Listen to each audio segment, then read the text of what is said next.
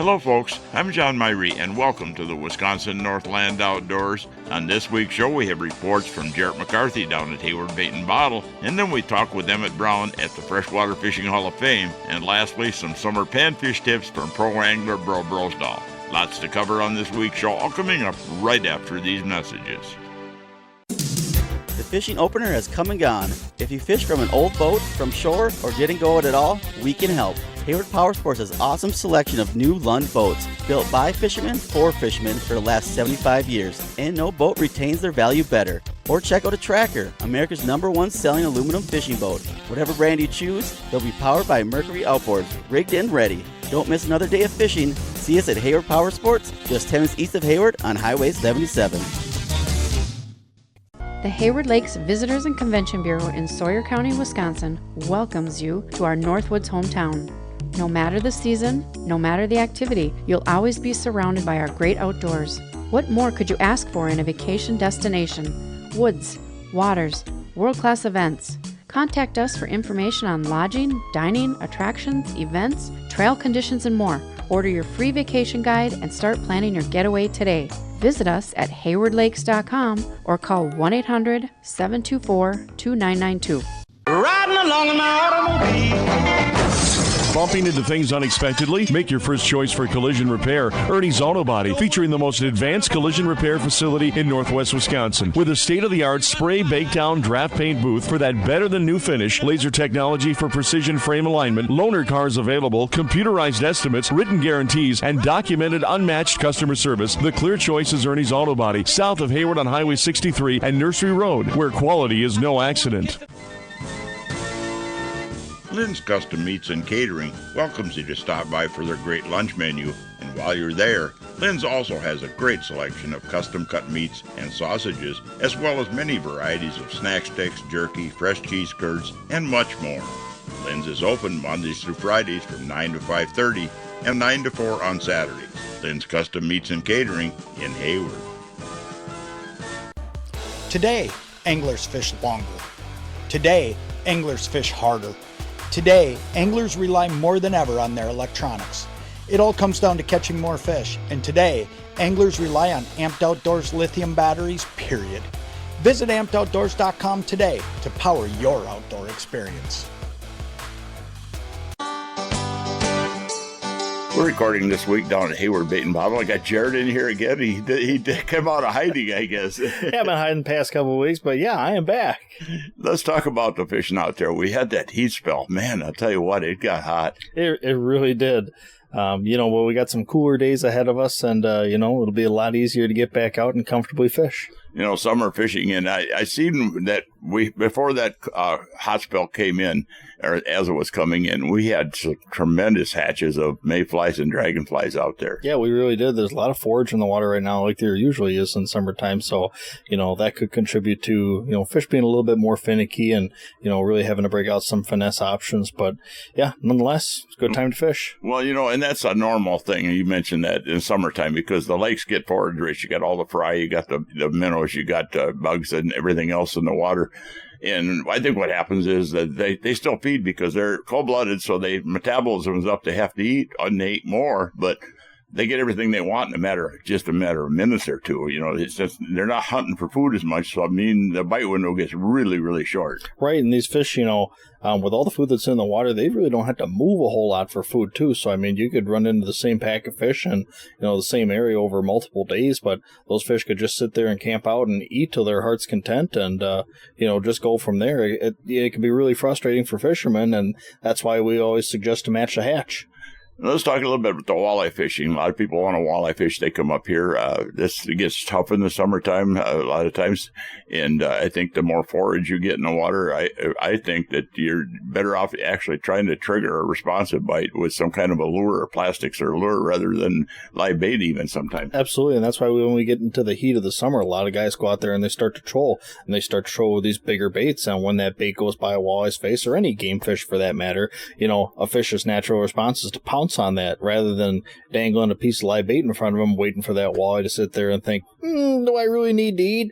We're waiting for something a little bit faster out of that fish. And I tell people, too, if you're up here on vacation in the summertime, you want walleyes, concentrate on more in the evening, that last hour or so, and find you a really good spot that you're pretty sure the walleye's going to come up on, and you can sit there with a bobber, and you might do pretty good with leeches, for instance.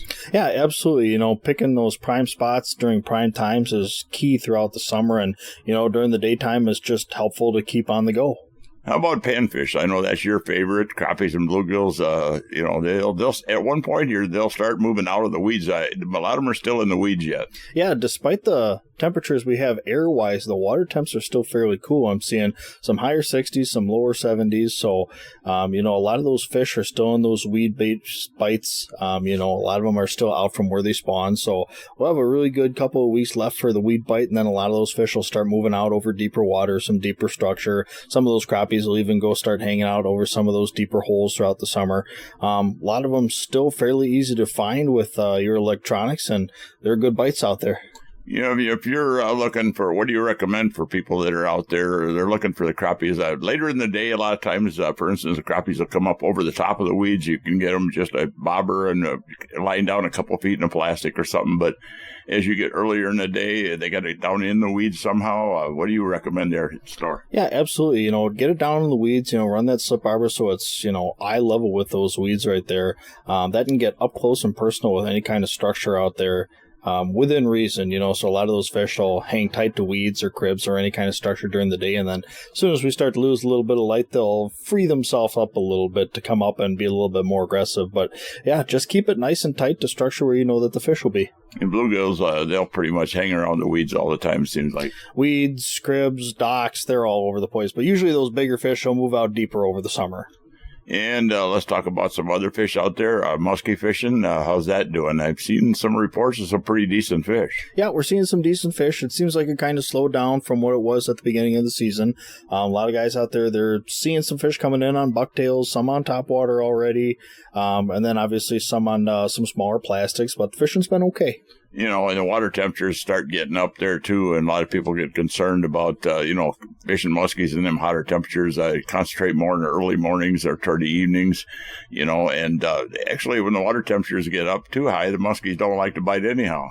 Yep, it's, just focusing on safety of those fish because it takes a long time to grow a 40-inch muskie. So, targeting them in low light periods, just kind of like walleyes we do. Really, really safe for the fish. And yeah, a lot of our fishermen around here are pretty good about leaving those muskies alone on hot days. And handling fish, any fish. I mean, if you're catching and releasing fish, be very careful how you handle them and don't handle them too much and get them back in the water right away. Yeah, especially those big fish. A lot of good pictures can still be taken from, boat side or having that fish in a cradle or on a net or what have you. So limit the time out of the water for that fish, especially on hot days. The ultimate picture is get in the water with the fish. Exactly, yes. Let's talk about northern pike fishing. That's always pretty good. Always a lot of little smaller northerns up in the weeds, and the big fish will be moving deeper, though. Yep, absolutely. And those smaller fish, those are perfect fish to take home for a fish fry. Put in the cooler with a pickle the pike or what have you. So, yeah, lots of action on northern lately. Those are very easy to find up here. And bass fishing. Let's talk about bass fishing. That's the one thing, we do that. Me and Ken do that, podcast on bass because I think we don't get enough bass fishermen, really. And that's one of the easiest fish to catch up here in the summertime and probably one of the most plentiful, isn't it? Yeah, and it really is. And, now that we are pretty much past spawn with largies and smallies, I mean, these fish are going to start schooling up and they're going to be on the hunt. So we're hearing a lot of guys out there doing pretty well on top waters right now for fish. And obviously, you got plenty of people out there running wacky rigs and Texas rigs and everything like that. But yeah, the fishing is phenomenal up here for smallies and largies both. Yeah, on top water, especially when you got the bugs hatching, the top water really starts to shine. I mean, I've seen some pretty good days here in the last week or so with top water for both smallmouth and largemouth, actually off the same bars. Yep, it's pretty easy to get addicted to fishing once you get in on a good top water bite. Yep. And you hearing anything on the rivers at all? Yeah, we're seeing some fish getting caught on the rivers. A lot of guys out in kayaks looking for smallies and what have you. And we're still seeing a couple guys north of here getting some nice browns. And down here at the shop, I know you guys are all geared up. You kind of changed things around this year, so it's kind of like species aisles. You got walleyes, you can find most of the stuff in one spot, or bass, and as far as plastics, you got rows of that. Yeah, absolutely. We got just about everything in here, and if we don't have it, we'll order it for you. And you also, guys, I know you guys are a great source of information. Well, I want to thank you for coming on here. Thanks for having me again, John. Okay, Jarrett. Well, folks, we need to take a break right now and hear from some of the fine sponsors that make this show possible every week. When we come back, we'll be talking to Emmett Brown at the Freshwater Fishing Hall of Fame. So stay tuned. We'll be back right after these messages. Hayward Bait and Bottle is your one-stop for the Hayward area's largest selection of rods, reels, lures, fishing electronics, boating supplies, and they've now expanded their selection of soft plastic bass and walleye baits. No matter what you're fishing for, at Hayward Bait and Bottle, you'll find everything you'll need for a successful season. And while you're there, in their bottle shop, you'll find a full selection of beer, wine, and liquor, too. And also don't forget, now they carry Shoremaster docks, lifts, and accessories at Hayward Bait and Bottle. There's no time like the present to explore Hayward, Wisconsin, one of the Midwest's most popular vacation destinations. With crystal clear lakes for water sports and fishing, miles of trails for riding snowmobiles, ATVs, cross-country skiing, hiking, and mountain biking, this area is buzzing with activity year-round. Combined with charming local shops and a variety of Northwoods dining options, Hayward is certain to offer both adventure and relaxation for everyone. Plan your trip today and find everything you need on the Hayward Area Chamber of Commerce website. From events and attractions to local dining, shopping, and lodging, visit haywardareachamber.com and start your next adventure now. Big fish stories come to life at the Freshwater Fishing Hall of Fame. The world's largest shrine to freshwater anglers boasts a 4.5-story tall walk-through muskie that's a half a city block long. It's like taking a peek into Granddad's old tackle box with thousands of mounted fish, antique outboard motors, and historical sport fishing artifacts. Stop in and take a chance on our 50-50 cash raffle. You could walk away with a pile of cash. See the big ones that didn't get away at the Freshwater Fishing Hall of Fame, Highway 27 and B in Hayward. Open daily, including Sundays, through October 31st at 9:30 a.m. Save on a new Can-Am ATV or side-by-side at Hayward Powersports. With summer coming, we're making incredible deals on all of the 2024 models and making space for the new 2025s. Remaining 2024 Can-Am side-by-sides offer rebates up to $3,500 or financing as low as 0.99% for 36 months. The Can-Am Defender is the perfect utility side-by-side that's extra tough on the worksite or for the projects around your property. Can-Am Maverick is the high-performance machine that delivers an unrivaled adrenaline surge. Or get the best of work and play with the ultimate crossover, the Can-Am Commander. Maybe you prefer a traditional Can-Am ATV. Pick up a remaining 2024 Can-Am Outlander today with up to $1,500 in rebates, or choose 0.99% financing for 36 months. Take home a Can-Am and make every hunt a success, every trail ride an excitement-filled adventure, and make light work of heavy-duty jobs. Come see Hayward Powersports today, just 10 minutes east of Hayward on Highway 77. Offer subject to credit approval. See dealer for details. Welcome back to another segment of this week's Wisconsin Northland Outdoors, and this part of the show is brought to you by the Hayward Lakes Visitor and Convention Bureau. For more information on lodging and vacationing here in the Hayward Lakes area, check out their website at haywardlakes.com. Well, folks, every year I try to get Emmett on from down at the Freshwater Fishing Hall of Fame to talk about what they've changed and what's going on there. And I had a chance to talk to Emmett the other day, and he had a lot of great and interesting information for us. We're at the Freshwater Fishing Hall of Fame. I'm talking to the director, Emmett Brown. And Emmett, good to have you on here again. Let's talk about the hall. Oh, thanks for inviting me, John. Always nice and always willing to talk about the hall. You guys made a bunch of improvements over the last few months in here too, right? Well, really, the last couple years we've been steadily. It's a work in progress. The vagaries of our spring, summer, falls and winters play havoc on our grounds, the outside portion of our operation here, and there's always something to do. There's never such thing as nothing to do today. No, that's not the case. But yes, we've been making a lot of improvements. We built a playground, a brand new playground for the kids last year, and we've replaced all our old wooden pine benches that constantly needed updating with composite benches that will not need replacing anytime in the near future anyway. We've updated all our gardens and all that. We did all that last year. Now this past spring, what we've done is we've completely waterproofed our pond, 80,000 gallon cement pond that's at the base of the Big Muskie, and we installed brand new asphalt walkways throughout. Ripped out the old walkways and put in brand new asphalt. It looks really nice. Well, talk about the Hall of Fame here. It's known as it's a local tourist attraction in Hayward, but it's a lot more than that, right? It's an international organization, actually. What we do here, we have 3 missions. We display the history and heritage of freshwater sport fishing on our 7 acres. We have over 100,000 artifacts on display. We're also freshwater sport fishing's record-keeping body, which we qualify and then publish all tackle and line class records. So we recognize over 225 species of freshwater fish, and we have over about 3,500 entries in our record book in both our kept and catch and release divisions. And of course, as our name, more than implies, it states, we are Freshwater Fishing's Hall of Fame. To that end, we've recognized about 600 men, women, and organizations who've made significant and lasting contributions to the sport of freshwater fishing. We are Freshwater Fishing's Hall of Fame, period. There has been so much changes. I mean, I've been guiding up here for 45 years, and just in the last 50 years, the fishing world has changed so much.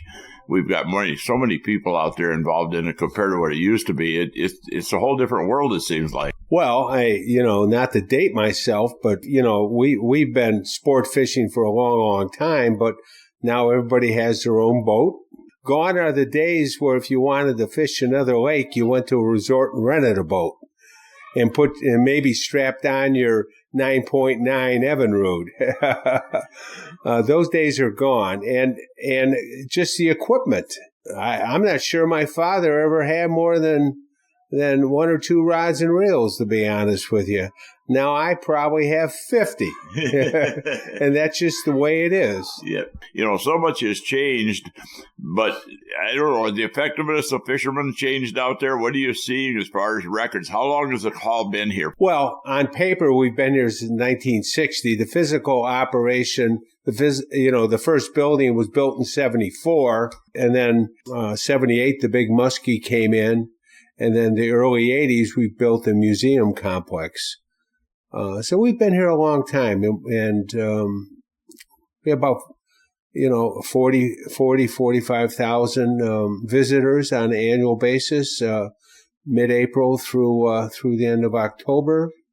And we are, to get back to your initial point, we are more than just a local tourist attraction, whatever you want to call it. But if you're in Hayward, it's a must-see, because if you're in Hayward or in the area up in northern Wisconsin up here, it's amazing what you have here and what you guys have done as far as displays and the photographs and the mounted fish, and I could go on and on. You got the biggest collection of antique outboard motors I've ever seen. We have over 1,000 on display. Yeah, and it's amazing because we have just a handful of brands of outboard motors now, and some of them are out of Japan. You got Suzuki, Yamaha, Honda. But in this country, we've got Mercury is about the only one left anymore. But years ago, everybody had them. Sears had motors, but there were so many outboard motors available. It was amazing. And as you know, Sears never made an outboard in their life. No, Scott Atwater. Yeah, right. Spiegel, the old mail order catalog out of Chicago, they had a line of outboard motors. They weren't made by Spiegel, never made an outboard in their life either. I think they were Clintons, if I'm not mistaken. I could be wrong on that, though. But there were so many different options outboard, and they all had one characteristic: they didn't start very well.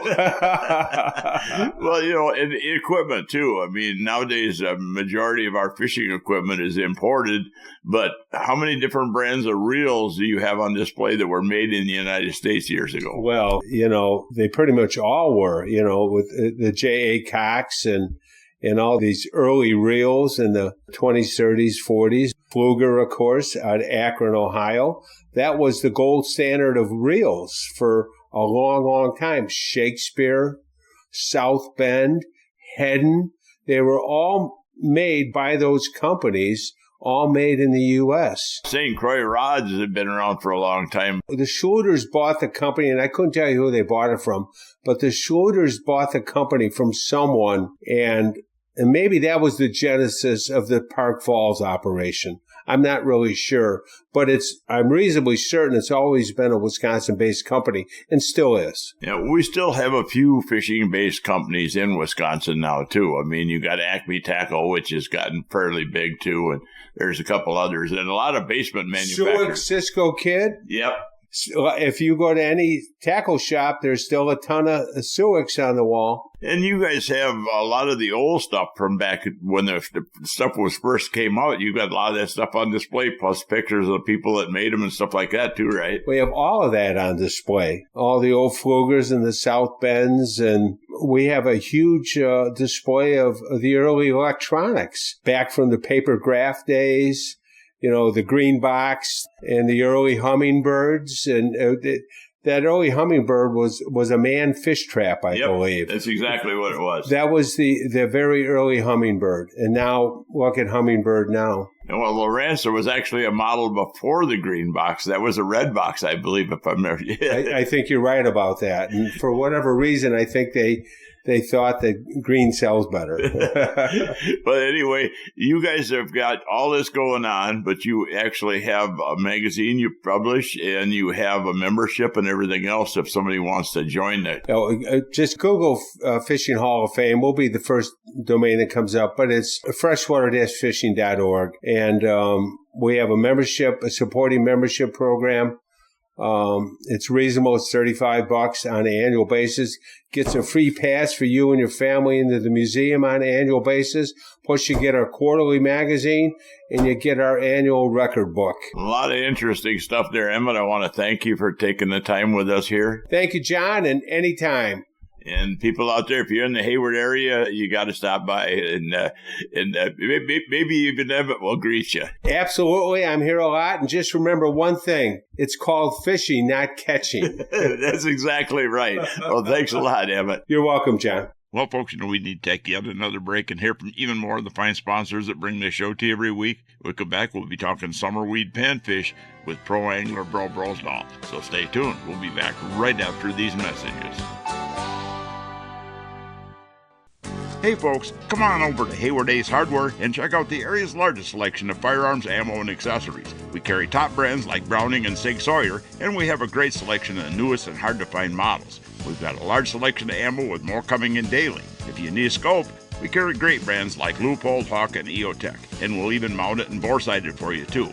We even sell suppressors and silencers. And don't forget to check out our Guns of the Week. Huge discounts on a variety of pistols, rifles, and shotguns that change every week. So stop on in to Hayward Ace Hardware, your firearms superstore. Hayward Ace Hardware, Highway 63 North in Hayward, or give us a call at 715-634-8700.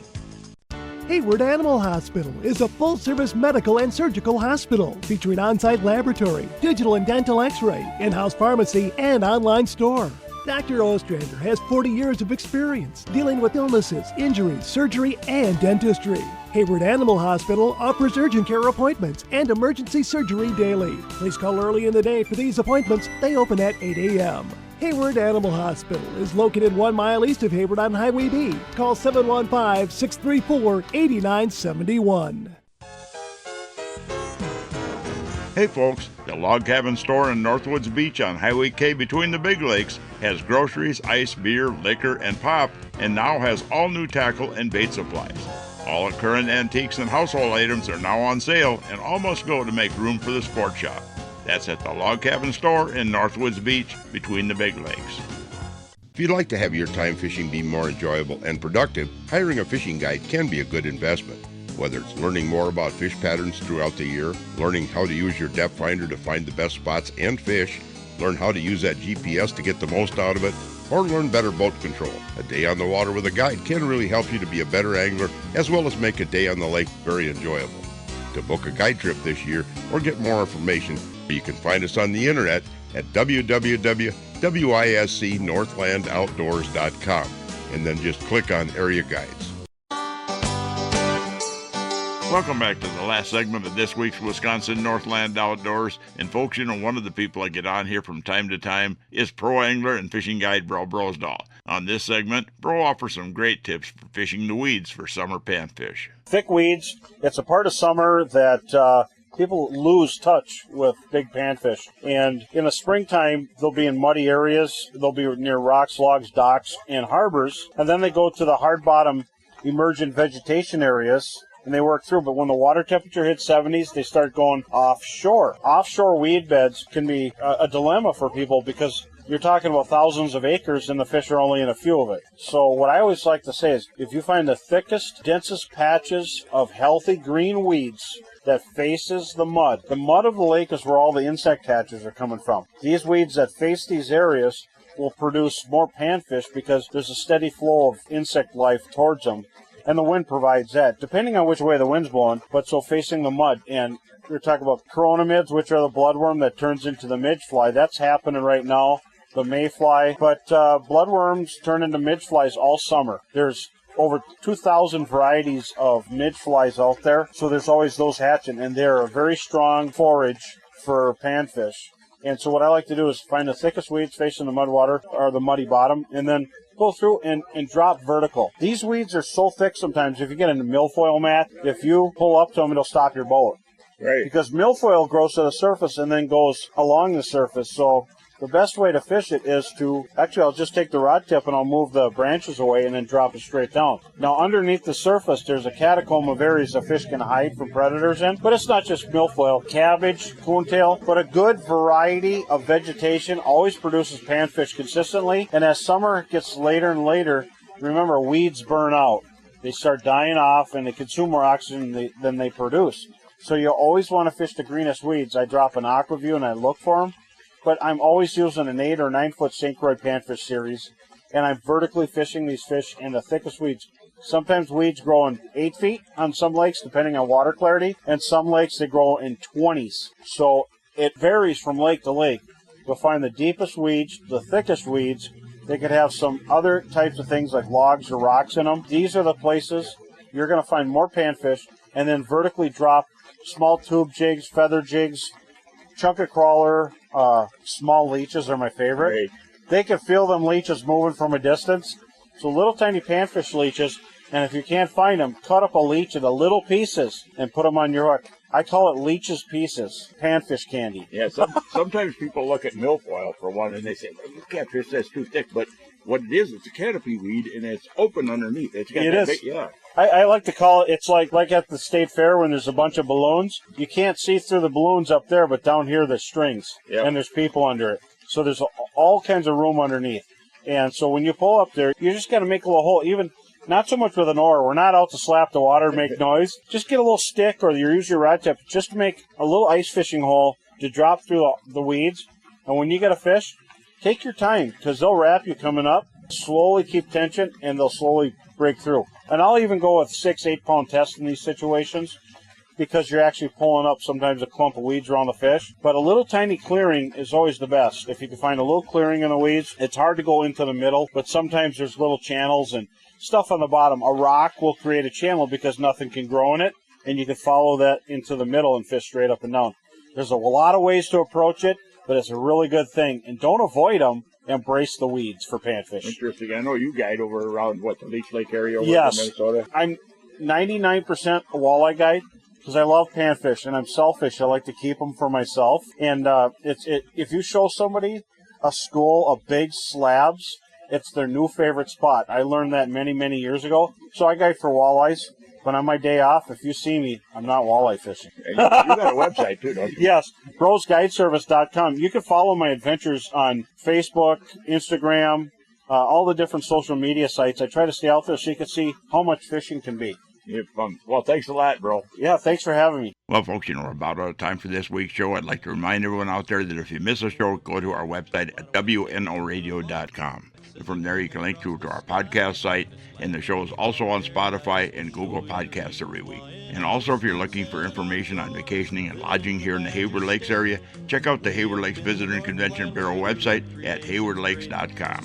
Thanks for listening, folks. We're out of time, and we'll be back again next week with another interesting show for you. Listen with me, I'm gonna take you there to our Wisconsin outdoors, our Wisconsin outdoors. This program has been produced and hosted entirely by Wisconsin Northland Outdoor Communications.